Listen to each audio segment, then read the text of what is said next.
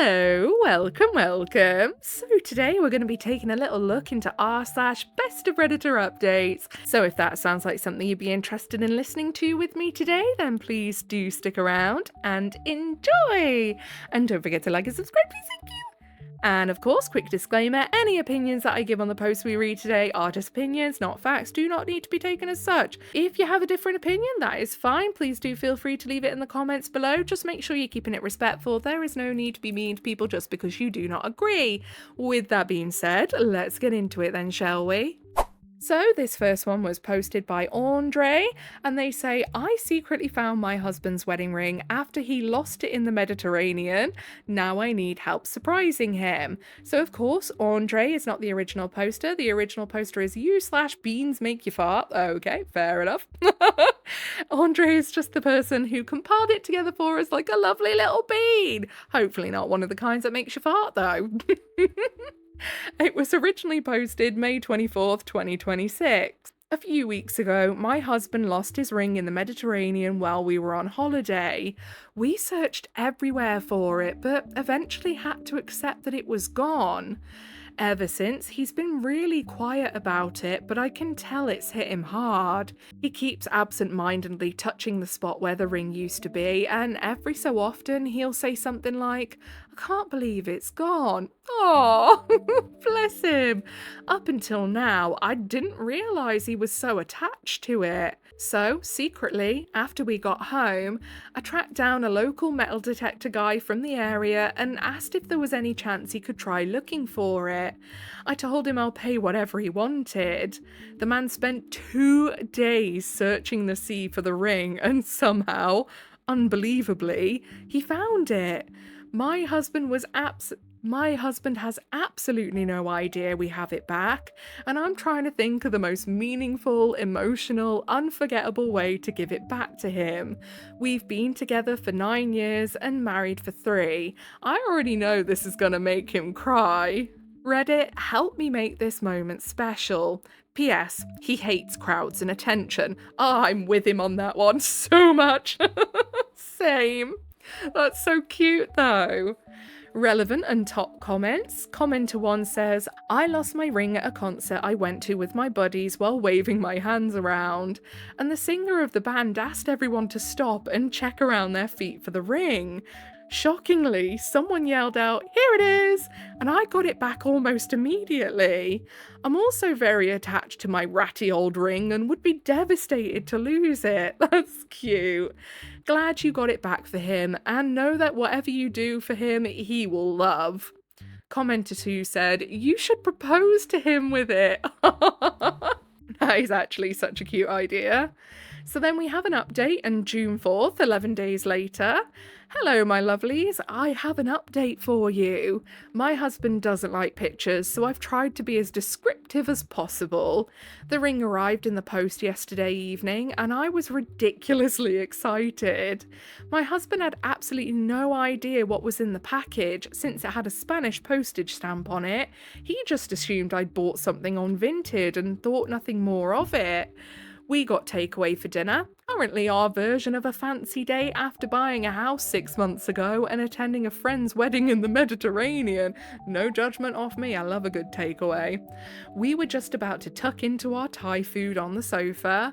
My husband was in a bit of a grumpy mood. Nothing serious, just one of those days. I asked if he'd like me to pour us some cola while we picked something to watch on Netflix. Oh my god, are you gonna do the whole in the drink thing? Like people when they propose in the films. I went into the kitchen, got our drinks, came back, sat down beside him, and as casually as I could manage, held up the ring and said, so, do you want to put your wedding ring on? His face immediately looked like he was about to say, please stop bringing up the ring. He was still browsing on Netflix, but then he looked over and saw it. Instant silence. His jaw dropped slightly and he wrinkled his forehead. He just stared at it for what felt like forever.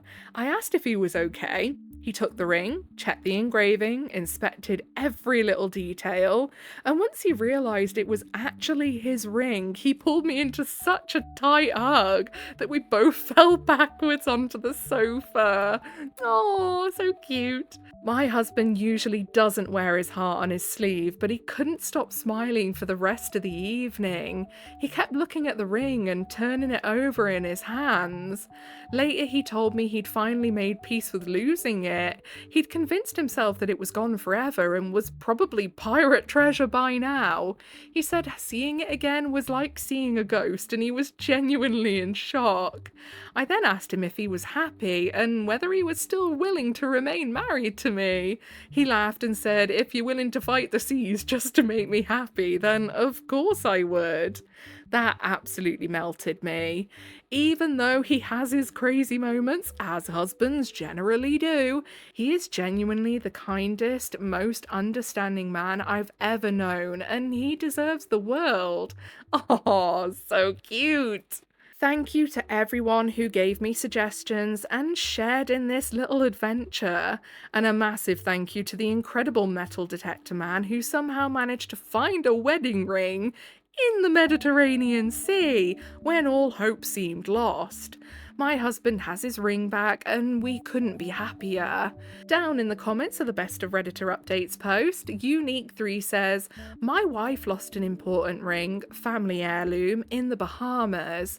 She was worried about losing it and took it off, and I put it in my pocket. That evening at the hotel, I couldn't find it, so your wife didn't lose the ring, you lost the ring."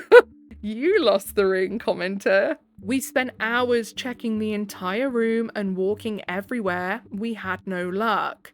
About a month later, it appeared in our laundry back home. Oh, did you forget it was in your pocket? It must have been stuck in some clothes, even though we'd checked it all. I know a guy who lost his wedding ring in a parking lot of some small rest stop on the highway. He felt it fall off, but it landed in the snow and he couldn't find it. 6 months later, he was driving through the same area with his wife. They stopped at the same rest stop. He was telling her what happened and pointed to where he lost it and immediately saw the ring still sitting there. What are the chances, huh? Well, now we're going to not so cute as the last story, I must say. Direct Caterpillar 77, of course, because it wouldn't be a Best of Redditor Updates without Direct Caterpillar, posts this one and it says, "My 26F friend 26F has accused me of stealing her boyfriend. Boyfriend 25M had no idea they were dating." Oh, okay. So of course Direct Caterpillar is not the original poster. The original poster is u/throwra a boy for thief 26. Direct Caterpillar is the person who compiled it together for us like a lovely wee bean. Originally posted March 23, 2024. Names changed to respect privacy and throwaway account. Standard? Honestly, no idea where to start with this, and sorry if it's long. Do not apologise. We love when they're long. I, 26F, have been friends with Carly, also 26F, since middle school. We lost touch after I moved out of state for law school, but our parents are still friends. I moved back to our home state last year when I graduated and met Matt, 25M. We bonded instantly as we're both studying to be lawyers. Matt should graduate this year if all goes well. Because of studying and work, we've taken things really slowly and only just recently became official. As we'd gone official, I decided to invite him to my sister's 21st birthday party. It was a huge party at my parents' house back in my hometown. Both Matt and I work and live separately, about an hour away. We'd been at the party for about an hour when Carly arrived with her parents. I was excited to see her as I'd been meaning to get back in touch since I'd moved back. The timing had never been right. Honestly, that's just like story of everyone's life as soon as you're an adult, isn't it? It's like the timing just never seems right for everyone to meet up and, have a get together. It's so annoying. Well, Carly spotted us and hurried on over. I was surprised when she gave Matt a huge hug and asked him what he was doing at the party. Turns out they work in the same building and Matt is friends with a few of Carly's friends. They've been out on group nights together a few times. I did the whole, "Oh, Carly, this is my boyfriend Matt" thing, and her face instantly fell. She looked furious with me and ignored me for the rest of the party. I sent her a message the next morning asking if I'd done anything wrong. Carly blew up at me and accused me of stealing her boyfriend, and I soon got several rude messages from mutual friends saying something similar. Okay, so first and foremost, before we go any further, would Carly not have gathered that OP didn't know that she knows Matt, considering she went, "Oh, Carly, this is my boyfriend Matt," like to introduce him, as in, I did not know you knew Matt, for a start? Like, what? I met up with Matt and asked him what the hell was going on. I assumed that once we'd made it official, we were exclusive, as you obviously quite rightly would. Matt had no idea what I was talking about. I relayed Carly's message and he was even more confused. He said that he got on with Carly when they saw each other, but it had never been anything more than a friendship. He didn't think anything of them spending time together outside of work with friends, so that's why I didn't know he and Carly worked in the same building. Oh, Carly is starting to sound a little bit unhinged. Oh dear. It's been a week since the party and I'm still getting messages from people how I could do that to Carly. I've tried saying over again that Matt and Carly weren't dating, but it's falling on deaf ears. Even my parents have heard about it from Carly's parents. I have zero idea what the hell to do. Where do I go from here? I trust Matt completely, but what do I do about Carly? Honestly, at this point, if you keep telling people that Matt and Carly were never dating and they are not listening and they're just taking Carly's word for it, I don't think there's an awful lot you can do with those people. Like, realistically. Yeah, I think it's a bit of an odd one, isn't it? Very odd. Edit, people have asked about the friends who have sent me messages. These are mutual friends of myself and Carly, who we've known since high school. None of them, as far as I know, have ever met Matt. None of his work friends, who also know Carly, have sent me messages. Yeah, because they all probably know what Carly's like then. Says it all, doesn't it, really? Also, I have spoken to Carly and we are meeting up tomorrow to talk. Relevant comments, Not Nuts says, "It seems you unintentionally busted up Carly's fantasy." Yep, exactly, bingo. Not your fault, not your problem. She's immature and full of drama. I think it goes even further than a bit of a fantasy, doesn't it, really? If she's then going to everyone being like, "She's taken my boyfriend," and even went up to OP and was like, "What are you doing with my boyfriend?" Like, dude, you aren't together. This is creepy. Like, this is genuinely creepy. OOP says, "She's never acted like this before, and that's why it really rattled me. Sure, I haven't seen her much over the past few years, but she was never like this in high school, as far as I can remember." I mean, yeah, but high school was a long time ago, my love. You're 26 now. A lot can change. So then Apex Curve says, "Why can't you sit down with her and find out what the hell is going on? You're studying law and 26, not 15. I mean, we don't know that that's because of OP's doing. It might be that Carly's been avoiding OP. You of all people should know that, but Matt said means absolutely squat. The truth is going to lay somewhere in the middle. Not all the time, I must say. This is one saying I don't like because I do believe that it's not all the time the case, where people are like, oh, you have one story, you have the other story, and the truth is in the middle. Not all the time. One person could literally be telling the complete truth and the other person can be a complete liar. It's a little finicky, I know, to point that out, but yeah, it's just one of those sayings that annoys me because it's like, well, that's not always going to be the case though, is it?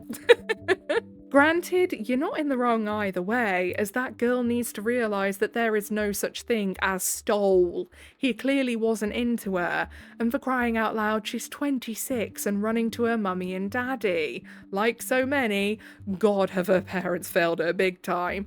Yeah, that's the other thing, isn't it? Don't run to your parents to go and tell her parents, like, you're not kids, and OP's parents can't control who they go out with. And then OOP says, I'm meeting her tomorrow. It would have been sooner, but I'm studying, working, or with Matt, so I don't have a lot of free time. And then Billowing Flag says if she can't produce evidence of her actually dating Matt IRL, not just in her head, then I'd blow off her claims of girlfriend status. There should easily be all kinds of social media pics, stories, check-ins, whatever evidence a boyfriend-girlfriend relationship, not just a whole group of people hanging out. Your generation is huge on social media presence. See what she can actually present. Exactly. And then edited to add, if she can't produce a sizable number of pictures, posts of just the two of them dating, then I'd drop this friendship like a rock and block her because Carly would be a bunny boiler. Literally. And even still, it doesn't even need to be social media posts. Does Carly have receipts of her and Matt talking just through text? Because I don't know a single relationship that doesn't have at least one text convo going, do you know what I mean? So there'd be something, there'd be photos that they would have taken when they're hanging out and stuff, even without social media stuff. So yeah, if she can't produce any hard evidence, then yeah, just ignore her. And like this commenter just said, block her, move on. And then Divinity Sous Vide says, well, this is a shit show created by Carly. I think you should just ignore her. So you know what your parents heard? Did they hear you broke up Carly and her boyfriend?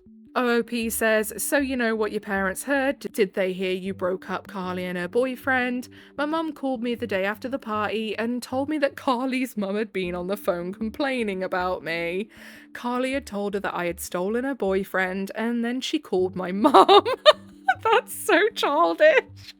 I told my mum that this wasn't the case, but apparently Carly and her mum are still telling that story. Yep, definitely I'm now seeing where Carly gets the audacity from. My goodness.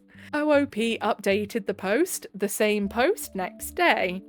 Well, I met up with Carly, they're not dating, and never were, so Matt isn't a cheater. Well, I must say I'm not surprised.